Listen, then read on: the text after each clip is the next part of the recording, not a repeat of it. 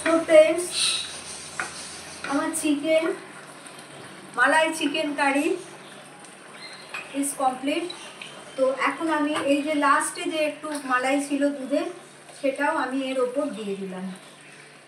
এটা last finishing touch দিয়ে দিলাম। তোমরা দেখছো কালারটা কত সুন্দর হয়েছে। একটুখানি গ্রেভি তো রাখতেই হবে। তো আমি আর একটা দিলাম লাস্টে একটুখানি, এটা হচ্ছে শাহি গরম মশলা। শাহি গরম মশলা দিয়ে দিলাম, অল্প ছিল, দিয়ে দিলাম। আচ্ছা, এইবারে আমি গ্যাস অফ করে দিলাম, দিয়ে এর ওপরে আমি দিয়ে দিলাম ধনে পাতাটা, আমি গার্নিশ করে দিলাম। ওকে, তো আজকের মতো আমার রেসিপি আমি এইখানেই শেষ করলাম। আমি তোমাদের একদম ক্লোজে নিয়ে গিয়ে দেখাচ্ছি, দেখো এখানেই শেষ করলাম।